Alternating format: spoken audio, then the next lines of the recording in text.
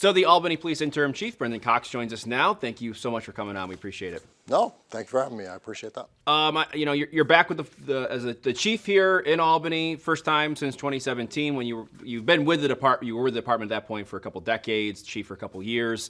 How is it different, Albany, compared to when you left now as you return here in 2024, in 2025, I should say? Yeah, so I've been gone almost 8 years. There's definitely some differences. There's also a lot of things that are the same. But this is the city that I grew up in. This is the city that I considered home the entire time, even when I was gone. So, there's some differences and there's some challenges. But many of the challenges that we faced in the past are challenges that we face now. They're just grown, and they've grown because of some significant staffing changes and because perceptions are at a different heightened awareness, I guess, if I would say that.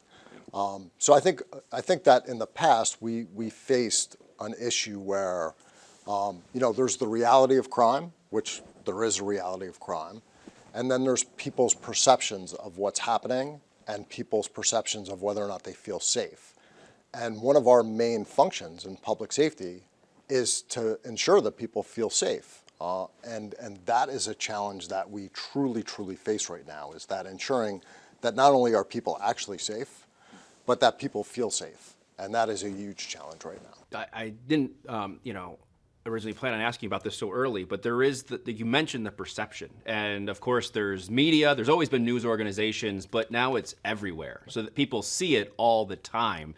How much more challenging does that in terms of how it makes people feel? Because like you said, there's the realities of the statistics and what have you, and then there's also how people feel. But if you can look it up at any moment and see, okay, I can find a crime if I really want to, or one can be shown and thrown at me on social media, wherever it's going to be, that's got to make it a whole different challenge when it comes to perception, right? That's got to be difficult to combat. It's a very big challenge, and it's also a challenge to make sure that we are also telling the positive stories. There are a ton of positive stories happening in Albany. There's every day really good activity happening. There are things happening with our youth. There are things happening in the community. Our officers are amazing individuals. The women and men of our department are doing fabulous, outstanding jobs every single day. We have to tell that story. We have to tell the story of Albany and what's happening there, and the amazing work that's happening. The fact that we do have a vibrant community, the fact that we do have great nightlife and things happening, those things that people want to know. Because when all people see is the news and the media and see a negative thing happen, that's what's in their head. And then they say, well, I don't want to go there, or I think it's not safe, when in fact, it is safe. And in fact, there are things happening, and there are positive events happening, and there are just an amazing amount of positive interactions happening. I was at a meeting the other night, and somebody who is an advocate for the department was talking about an initiative in another city, an initiative I'm very familiar with, and talking about this great work that officers are doing with the mentally ill. And I said, our officers are doing even more amazing work than that every single day. I said, so I'm more than happy to look at what they're doing in that city, in that state. But at the end of the day, I know the work that the women and men of this department are doing. And as far as I'm concerned, they're doing more amazing work than what they're doing in that city. So please get to know what our officers are doing and understand that the empathy and support they show for the people that live and reside in this city and the people that struggle in this city, and the amazing work they do in getting people access to services, that it's far beyond what officers do in other cities. And that story needs to be told. Absolutely, yeah. Well, that mental health aspect of things, we're going to get to that in a little bit later on. I did want to ask, as you mentioned staffing being different this time around, and the officers you've spoken to. I know that you spoke to Greg Floyd when you were inaugurated, I guess you could say. Or I guess I don't know if that's the right word, but whatever. Your first day, of being chief once again, and you talked about listening, and not just the officers, but everybody else. I am curious what the morale is like of the officers right now. I know we've talked a lot about that in the last few years. It's not as attractive to be a police officer. It can be difficult now as they see a changing in the guard at the top, and you look for more people to come in. What are you hearing from them? What are they experiencing, and what do they feel right now? So, the health and well-being of officers is a top priority for me. This is a stressful, difficult job. It's a stressful, difficult job on a good day, because at the end of the day, officers aren't getting called to people's homes, to the street for good things. People don't call us for those good things. We try to make sure officers get involved in positive activities, and they do. They do an amazing job of doing that. But they're going to calls for service at people's worst point of their life, and they see traumatic incidents, so it's already difficult.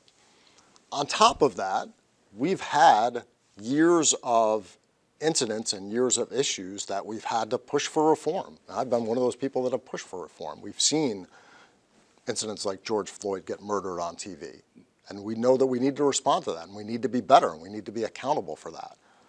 The everyday officer that's going out on the street, they didn't kill George Floyd, and they have no intention of doing something like that.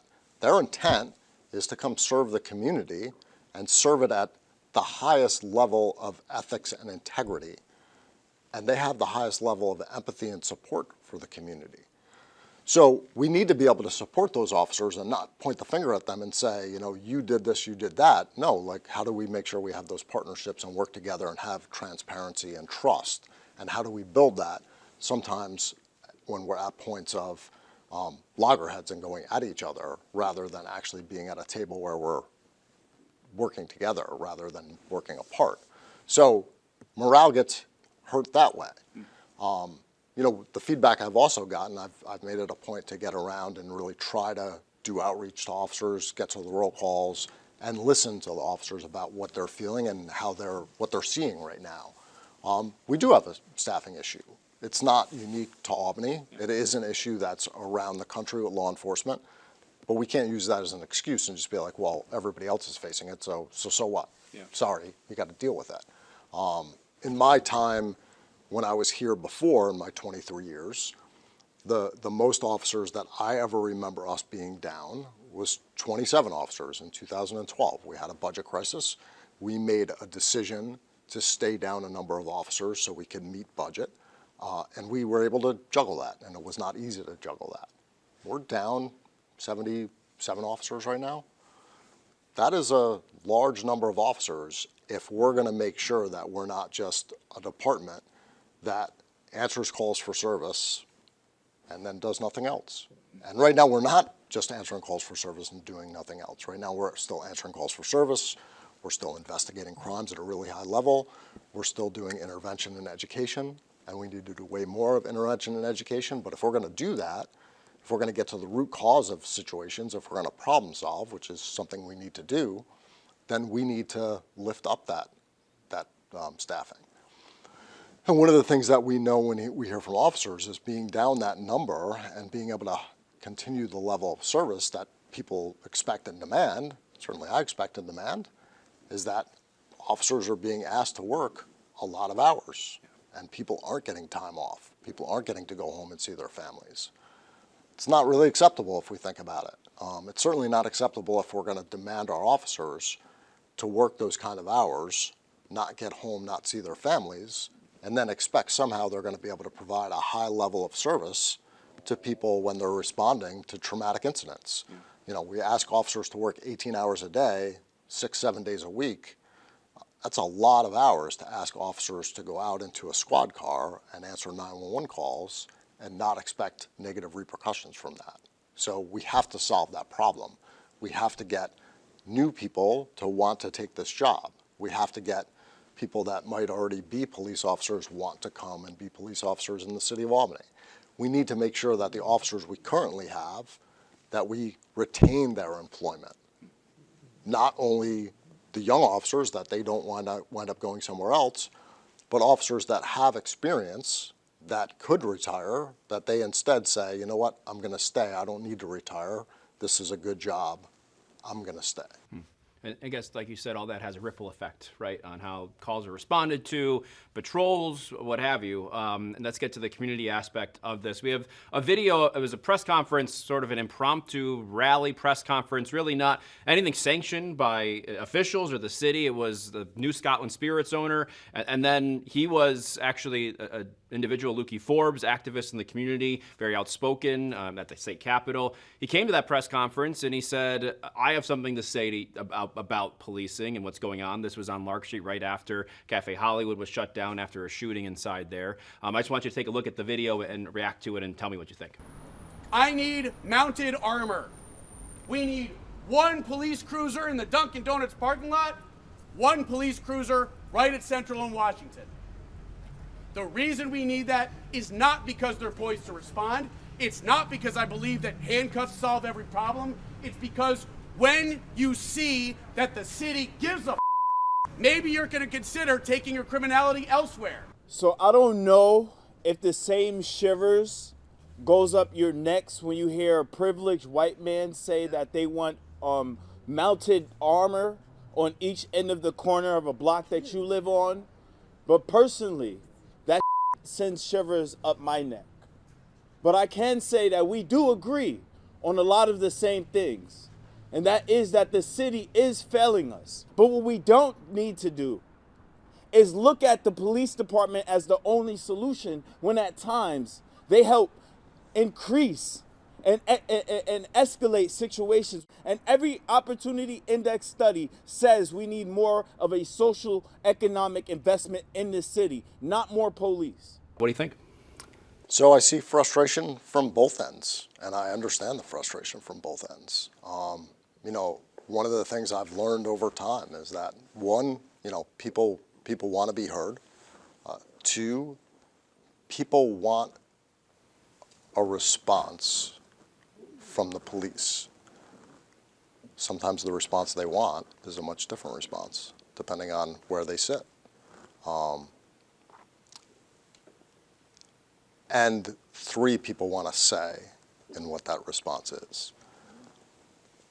And I think when we sit down as partnerships and we talk through what that response should be, people are also often way more satisfied with what that response is, because the American experience is a lot different depending on who you are, where you grew up, what you look like. There's no doubt about that. How do you satisfy both those individuals in that clip? Can you? I believe you can. I don't think I'm too optimistic in that. I think that you can by having an open and honest conversation with them, and I think that open and honest conversation has to be with both of them in the same room, understanding the perspective from both of them, and them understanding each other's perspective. That one gentleman wanting,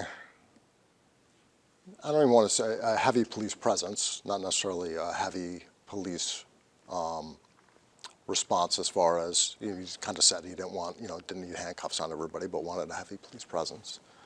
And the other gentleman recognizing the socioeconomic causes of society's issues, because they're not all police problems that we're talking about, that neither of them are wrong, and that there's got to be some middle ground here that we can figure out.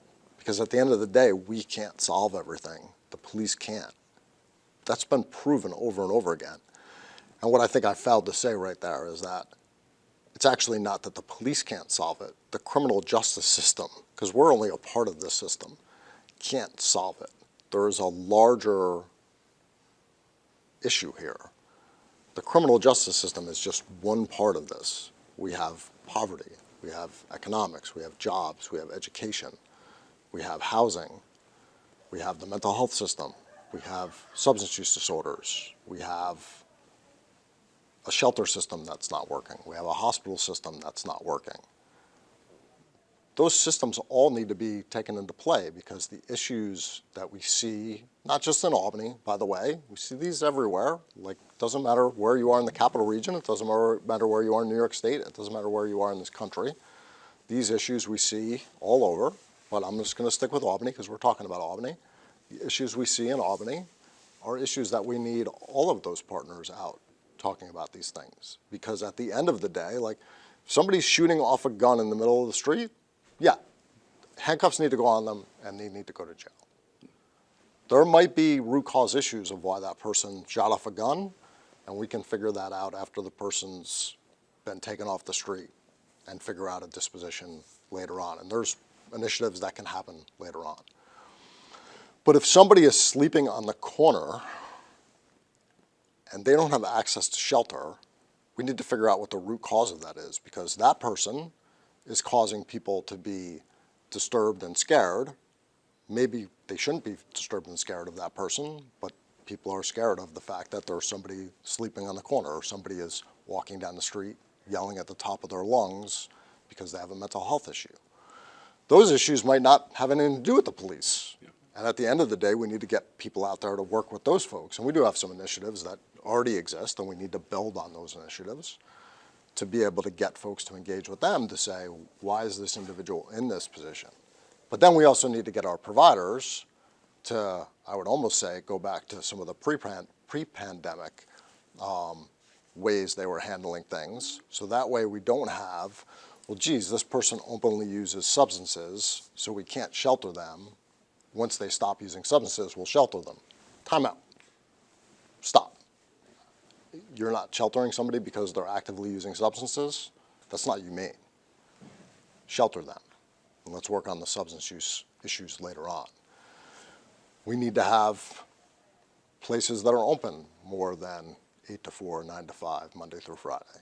We need to have better access to those types of services. We need to understand of how we provide people services, so that way we are more flexible for those people that need desperate access to services. And the department has been rolling out the social worker aspect here. I think it was 10 was the latest budget, trying to get someone to head up that. Is that something you want to grow, stay the same, see how it works? I know that's something the former administration has been working on over the last like at least a year and a half or so. Yeah. So it is something that we're going to get out. And yes, it is something that what I want to do is get those social workers hired, get them out on the street, get them engaged with folks, many of the folks I just explained. It is also a strategy that I want to utilize as we talk about the fact that we are struggling with resources when it comes to people on the street from a sworn end. You know, not every call for service does a sworn officer need to go on. So to the second gentleman's issues, you know, if a call for service comes in and we make a determination that we don't need a sworn officer to go on, we can send a social worker to. That social worker can be connected to the police. So if they do get there, and they do recognize that, hey, actually, this is a police issue, let's get the police officer there. Or if a police officer gets to a call and they recognize that, hey, this could actually use a police officer, use a social worker, let me get the social worker here, they can connect. So we need a more coordinated effort on that. But absolutely, I truly believe in whether it's a social worker, it's a community member, there are plenty of other folks that we can have respond and ultimately be able to help assist.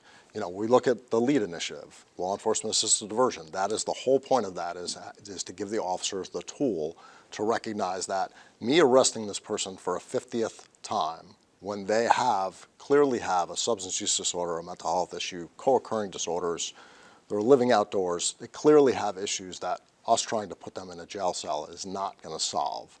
Me getting a case manager, somebody with a social work background, being able to come and actually build a relationship with this person, get to the root cause of it.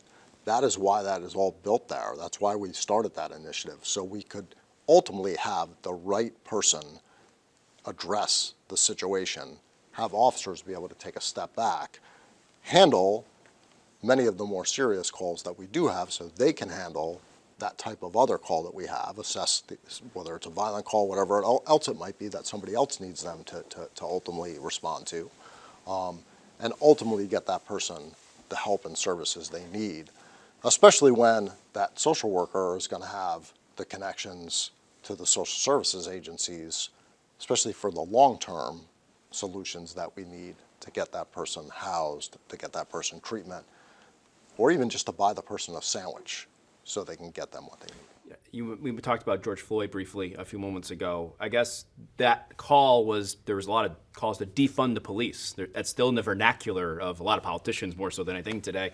But do you see, it's not defunding the police. I mean, I don't know what you want to call it. Some people might want to call it that. I shouldn't say that. But do you see it as a different kind of funding for the police, I guess? Is that, do you think, what the intention was behind that movement? Instead of, I guess, defunding, it's reinvesting and refocusing. And because instead of a police officer, you're not having a police officer go out. It's a social worker.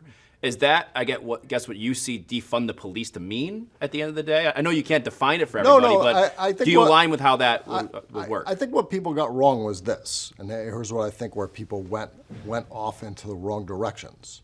We still need our police force. I still need 342 police officers. What I also need is I need more people from the social work side also out there doing their job. If 3, 4, 5 years down the road, we've solved a lot of problems and we can go, hey, we have too many resources out there now, great, let's figure it out then. But right now, it's not the time to say, hey, let's rob Peter to pay Paul. And that was the problem with the defund police movement. It was, well, let's reduce that budget to increase this budget. Because when we start talking about doing that, guess what never gets done? Nobody ever increases the services that we're supposed to do. The same thing happened when we deinstitutionalized the mentally ill, right? We said, we're going to close, rightfully so, we're going to close down the institutions that are housing tens of thousands of people, many of which shouldn't have been housed, many of which were being mistreated, not all, but some of which were being mistreated. We'll close down the institutions. We'll put people back in the community with a promise of providing people the community-based services. Well, what did we not do? We never funded the actual community services, right? Yeah. So when we start talking about to fund the police, which again, we decided to lay all the blame on the police for all of society's issues. Again, there's plenty to blame us for, and we can be accountable for that, but we can't be blamed for everything. When we decided to say defund the police, what we didn't say was, well, are we actually building up resources in the community? And can't we do both? Can't we recognize that we actually need to have the police funded? Because look at violence. We have a significant issue with gun violence right now. Sorry, we need our police. And if we haven't learned that lesson, I'm not sure when we're going to learn it.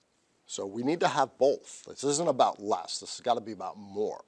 People want a response. They want the appropriate response. We need to be able to have partnerships where we recognize we have both of those responses. Just like with, I'll just give an example. Somebody who's got a mental health issue. I get asked this a ton, especially in my previous life, my in-between policing life. People would be like, well, we'll just stop sending police on all mental health calls. No, time out. Somebody is not feeling well. They're feeling like they need some mental health counseling. That might be completely appropriate to be able to send somebody with a mental health background, a social worker, to that call, and I would advocate for that all the time. Somebody else calls and says, I have a gun and I'm going to commit suicide. We need to send police to that. I might still send a social worker. We do here in Albany. We often send social workers with the police. Right now, they don't work for the police. They work for the county. So we might send multiple people there, but there's an entire safety issue there. We train our officers to deal and de-escalate that situation where there's an armed person who's about to harm themselves or others. So it's not a one or the other. We got to add. We can't subtract. When we subtract, we harm the community. We need to have the community continue to be part of that conversation. And that's also part of the problem, when we don't have them as part of the conversation. Yeah, I was going to bring up the Daniels Law Task Force, yep. Which is just, they've decided on a lot of their tenets of avoiding police responding to mental health calls unless the situation is severe enough, you could say, to which they have to. How do you feel about that? That's something that the legislature is going to have to figure out what to implement law-wise here. I guess just what you were speaking to, not necessarily what you would think would be the best path forward. I mean, the conversations that I've had with them, Yeah. the conversations are very similar to what I just explained. The recognition that there are times when you can send non-police responders, which would be appropriate. There's times when you would send the police, and there's times you would send both. That's the conversations I've had with them. Was more of a common sense approach than a just avoid the police at all costs, the recognition of you have to have common sense in this.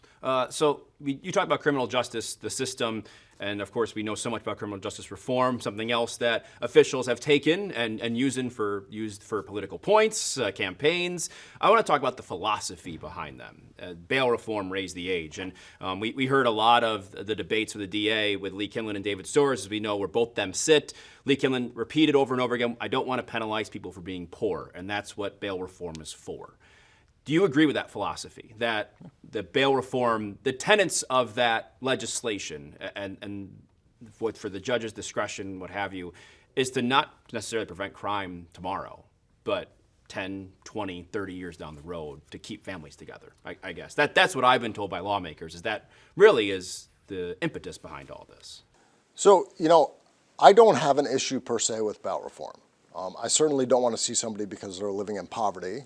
And when you compare that person to somebody who has the means to be able to get bailed out, that person who's living in poverty have to go to jail, and the person who can afford bail when they're equal, to one go to jail and the other one not go to jail when they're just still at the point of just post-arraignment.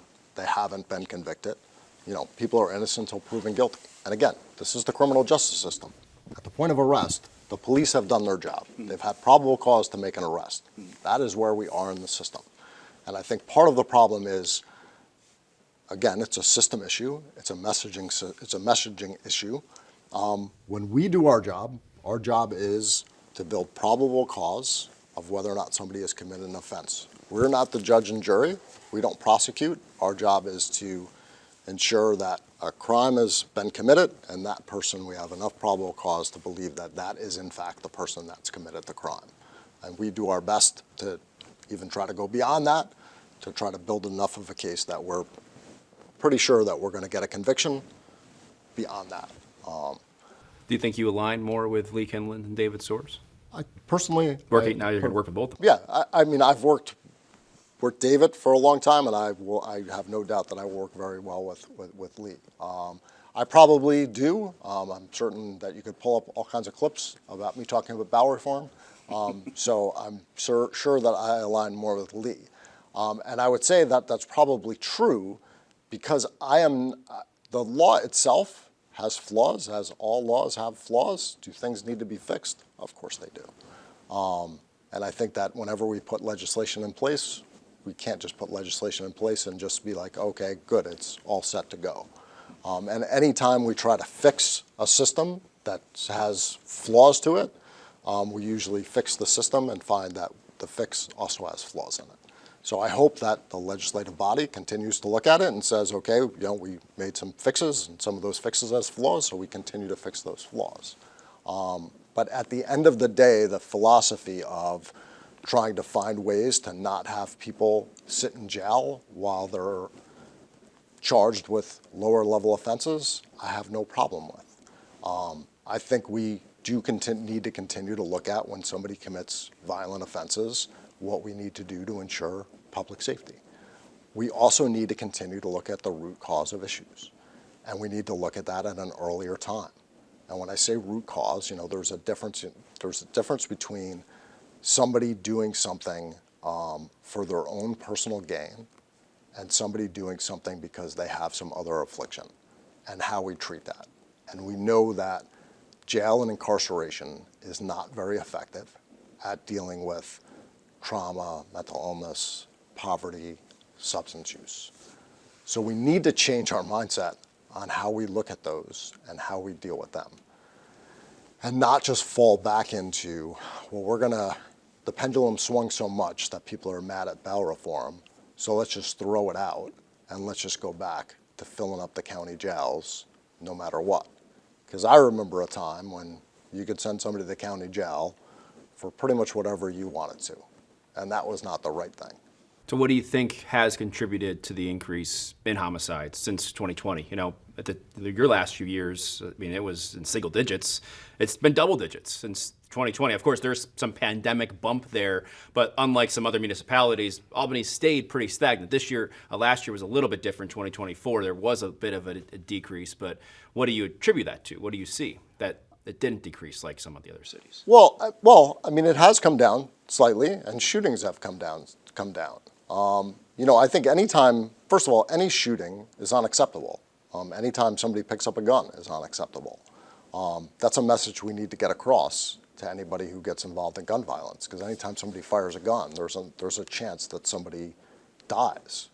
So, I mean, whenever we talk about homicides, especially gun violence homicides, I think there's an awful lot of factors that come into play.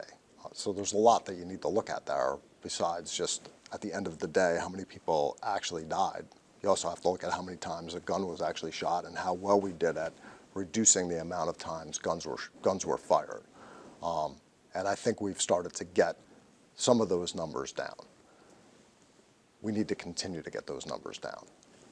There is no doubt, and I know people don't want to hear this, but there's no doubt that the pandemic brought a huge setback to some of the gun violence strategies that we had in place that were being successful. The lack of contact with people, and there's still contact with people that have been identified as likely to be shot or shoot somebody on all ends of the system, went down. And the amount of people that were out there saying to them, you know, we know that you're involved in a place that you could be shot or shoot somebody. This is not acceptable. And I'm talking both from law enforcement and community involvement. This is not acceptable. You can't do this. There's, on your right is the law enforcement end of the table. If you decide to continue this, you're going down the pathway of winding up in custody, and you're going to wind up in prison, and this is what you're facing. And on the left, community members and people that understand and people that can get you services. And we had some success with that. I want to get some of that step back up. I think we had a lot of success with some of that while we had, you know, investigations and other things happening for the folks that did not want to fall into line. So, I think it's a multitude of factors at play, but I'm not willing to blame legislation for issues that are at hand. Does it change? Does the presence of a gang or gangs change the way you go about your business? Well, what changes is that a couple things. One is that we have to find a way to connect and engage, and there are people in our community that do this, that connect and engage with the youth that find a reason to connect with that gang, that have the hopelessness to join that gang, that would rather join the gang than go to school or decide to start recruiting kids in school to get involved in that gang and create more havoc. We have to find a way to break that cycle of that. So it certainly creates huge challenges. It certainly creates barriers and problems, but that doesn't mean we can't overcome it. And gangs, we've always had challenges with gangs. Maybe it's a little more defined right now, but at the end of the day, those are challenges that we have to overcome, and we need the community to be a partner in that. I know the community is a partner in it. I have all the confidence in the world they're a partner in helping to solve this. But we need people to be able to talk to their kids, to talk to their brothers and their sisters, and have those open and honest conversations about why it is that they're getting involved in that in the first place and how they keep them out of that. Because when we get involved, we have certainly intervention and education we can do, but it's already a big step in the wrong direction. There's people that have already been in their lives that need to intervene before we ever even get involved. You speak to a lot of, through your work over the past few years and just in general about these other entities that are needed, organizations, whether that's a nonprofit, whether that's a place for someone to go, a kid to go. Where does that come from? I guess, is that something the city needs to look at and kind of reimagine a bit? Because right now it seems to be falling, some of that's falling short. And some of these individuals are falling by the wayside because of that. I guess, where do you see the answer there at the end of the day to help provide exactly what you're speaking to help give life to that? So I think the city is doing its part. I think the city stepped up a lot. I was just at the groundbreaking for the West Hill Community Center yesterday. Yeah. So I think the Youth and Workforce Services is really doing their part to get some community centers not only opened, which they are, but brand new ones done, so the community has true community centers, which I think is great. I think the school district is doing some amazing things. I don't know if you guys have seen the new high school. I saw the high school on last week, and I mean the new high school is amazing. There's great programs. So I think there are folks like that. I think there are other organizations that have been out involved. I mean, I think you've got folks like Trinity and Boys Club and Equinox. I mean, there are other agencies that are out there doing work, especially when it comes to our youth. But then when it comes to violence initiatives, they are out there. There's folks like Ron Barrett that run teen night every, I think, 3 Saturdays out of a month. David Graham, who works for the district attorney's office, does that in coordination with him. So there are initiatives out there. I think this comes again to the fact that we don't highlight those things. We tend to not highlight the positives. There's PAL for our kids. There's the Albany Police Athletic League. So we tend to not highlight the initiatives that exist when in fact there are thousands of kids that are involved in things. We highlight the negatives instead of highlighting the positives, and instead of saying to the kids like, hey, here's the places you can go. When I was at Albany High School last week, the principal was talking about the programs that they started that are free for their students to be able to come in to have game night and other things. Those are things that everybody just turns a blind eye to. Those are programs that can help keep our kids in a safe place where they can be kids. Because at the end of the day, our kids in the city of Albany are kids. People tend to forget that. I think a lot because of what the second gentleman said on the video. Obviously, we don't know how long you're going to be here. I don't think you know that at this point. You still haven't decided. But at this day, 2026, a year from now, what do you want to be able to say? I want to be able to say that the health and mental well-being of our officers is really, really good. I want to say that we've been able to solve some of the strategies when it comes to the resources and manpower. I want to say that we have an active social worker program out on the street, and that we have a really good, strong relationship and community trust with our community. Before we go, that last aspect, community trust, transparency, how do you make that better? You make that better through open and honest conversations with the community. Thank you very much, Chief Thank Cox. you. Appreciate your time. Appreciate it. Thank you.